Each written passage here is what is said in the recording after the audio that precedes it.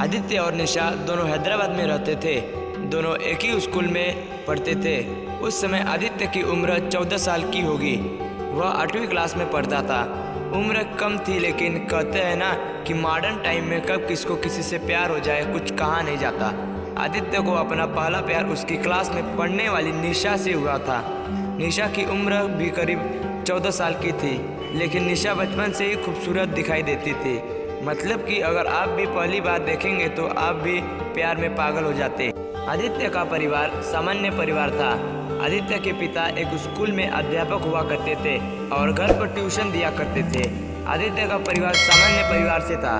निशा के पिताजी अच्छी खासी कंपनी चलाते थे। निशा का परिवार अच्छे खासे पैसा वाला था। शहर में उनका अच्छा नाम भी था। आदित्य का परिवार गरीब सामान्य होने की वजह से वह निशा से प्यार का इजहार करने से भी डरता था। वो दोनों क्लास में बात तो करते थे, लेकिन ज़्यादातर सिर्फ पढ़ाई के रिलेटेड। बस आदित्य उसे दिन भर सिर्फ देखता रहता था, लेकिन प्यार का इजहार नहीं कर पाता था। चलो, प्यार होने की वजह से आदित्य की एक आदत सुधर गई। कौन सी, वह आगे पढ़िए। ज़्यादातर लड़कों का मन बचपन में स्कूल जाने का नहीं करता। बस इसी प्रकार आदित्य भी स्कूल नहीं जाने का बहाना बनाया करता था। लेकिन जब से वह निशा से मिला तब से स्कूल के एक भी दिन छुट्टी नहीं ली।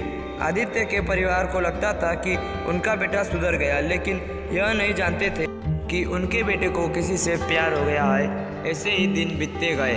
आदित्य रोज निशा के ख्वाब में खोया रहता, उसे देखा करता था और देखते ही देखते उनकी 8वीं 9वीं और 10वीं क्लास भी पूरी हो गई।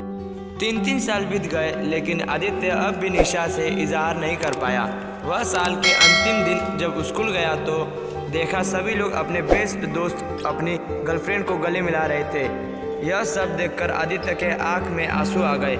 उसे इस बात का डर था कि आज के बाद वह निशा से मिल पाएगा या नहीं। तभी निशा ने आकर उसे गले मिली। वह आदित्य की लाइफ का सबसे आकर्षक पल था। उससे भविष्य के बारे में बात की, लेकिन सिर्फ स्टडी से रिलेटेड। आदित्य अब भी उससे इजहार नहीं कर पाया। बाद में वह क्लास में जाता है और निशा का जो आईडी कार्ड होता है उसे वह अपने साथ ले जाता है, इसी मकसद से कि वह आईडी कार्ड को देखकर ही निशा को याद कर पाएगा। 10वीं बाद निशा और आदित्य दोनों अलग अलग हो गए। आदित्य भी शहर छोड़कर चला गया और दूसरी क्लास में दाखिला ले लिया, लेकिन अब भी उसके दिल में निशा को नहीं भूल पाया था। उसे अब भी उस बात का पछतावा हो रहा था कि उसने निशा को प्यार को इजहार क्यों नहीं कर पाया।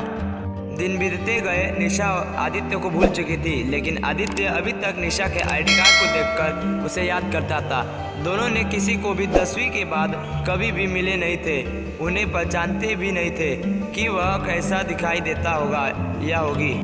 सिर्फ आदित्य निशा की यादों में खोया रहता। समय बीतता गया। दोनों की पढ़ाई पूरी हो गई और दोनों के परिवार शादी के लिए योग्य पार्टनर खोज रहे थे। आदित्य के परिवार वालों ने आदित्य की एक सुंदर लड़की से शादी कराई, लेकिन वह अब भी सिर्फ निशा की यादों में खोया था। परिवार के लिए उसने शादी भी कर ली और किस्मत भी देखो, जिस लड़की से उसने शादी की उसका नाम भी निशा था। जब भी वह अपनी पत्नी को निशा नाम बुलाकर पुकारता, तब उसे अपनी बचपन का प्रेम निशा याद आती थी। एक दिन जब आदित्य और निशा दोनों कुछ ऑफिस का काम कर रहे थे, तभी आदित्य के सामने में से कुछ सामान गिरा। वह देखकर निशा बोली, आदित्य, क्या है इन सामान में जिसे तुम इतना संभाल कर रखते हो? किसी को दिखाते भी नहीं। तभी आदित्य ने कहा, कुछ नहीं, बचपन के दोस्तों की यादें हैं, बचपन की यादें।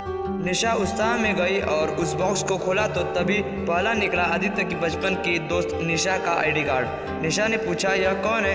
तभी आदित्य ने अपने बचपन की पुरानी स्टोरी बताई। निशा कौन थी, वह किससे प्यार करता था। यह बात कहते कहते आदित्य भी रोने लगा। यह भी सुनकर निशा ने अपने आदित्य के आंसू पोंछे और कहा, तुम जिस निशा से बचपन से प्यार करते थे वह मैं ही हूँ। यह सुनकर तो आदित्य खुशी से पागल हो गया। वह खुशी के मारे रोने लगा। तभी निशा ने अपनी पर्सनल डायरी बताई। इसमें अपनी बचपन की यादें, बचपन की फोटो था। यह देखकर दोनों खुश हो गए। निशा ने आंसू पोंछे और प्यार से आदित्य को गले लगा लिया। वह यह सोचकर खुश थी उसकी शादी जिससे हुई वह उससे बचपन में चाहता था।